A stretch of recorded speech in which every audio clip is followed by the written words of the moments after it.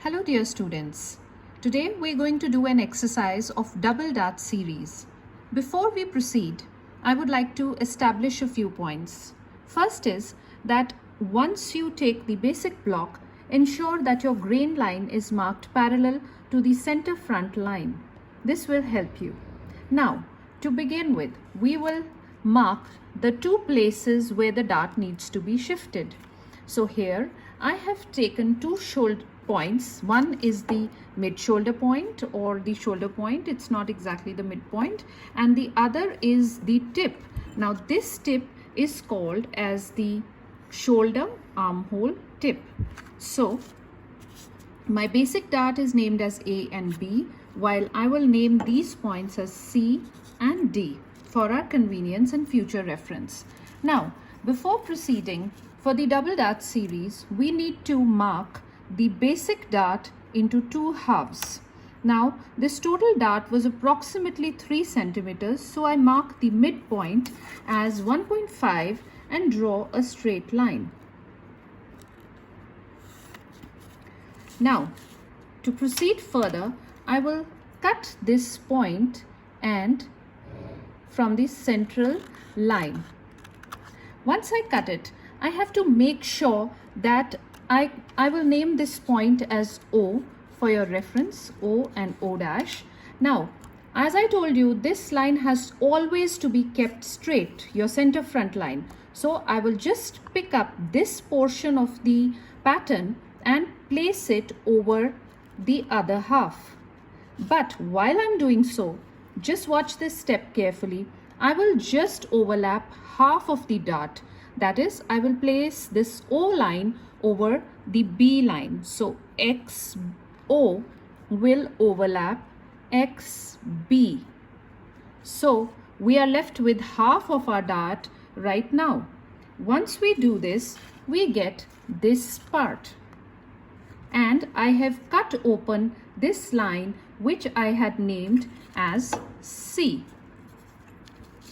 So this is the one dart has been shifted properly. Now moving on to the next point, once I close this dart over here, I will get a pattern like this.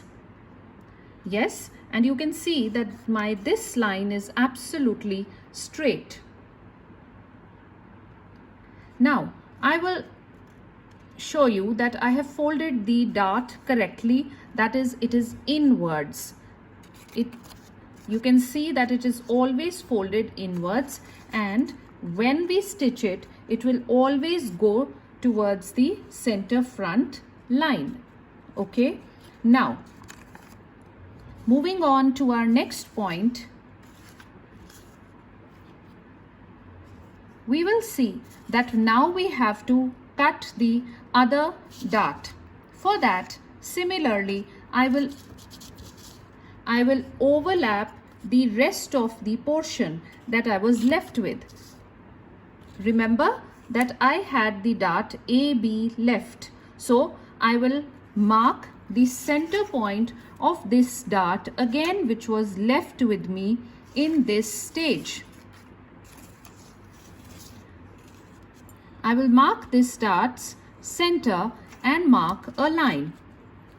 I will again name it as O, and I will cut along this O line. So once I cut along this O line, I will place the XA line exactly over the XB line. And remember, as I had told you, we do not move this portion of the pattern at all. I have picked up this portion, this half of the pattern, and placed it on top of this portion. So now that I cut it, I get an opening of the dart over here. That means my dart from this part of the pattern has been shifted over to this portion. This technique, as you know, is known as the slash and spread method. I have slashed from here and I have spread from here. Now finally I will get this stage. Remember, this dart is now totally closed and gone. So there is nothing over here Now, and I have got two darts over here, my dart C and my dart D. Now, to check the direction that I've taken for this dart, remember, this dart will also go inwards, or if I would, because it is a tip, I can take it downwards if I'd like to stitch it downwards. If I want to stitch it downwards, then I will get an opening like an extension of the dart from here. So while stitching, if I feel that I need to stitch it downwards, then this extra portion of the dart needs to be removed. So here I cut it, and this is the shape of the dart that I will get. And don't you worry, this is the correct shape, because when I close this dart to stitch it, see, it goes entirely in the stitching line and I get a perfect stitched dart. Thank you.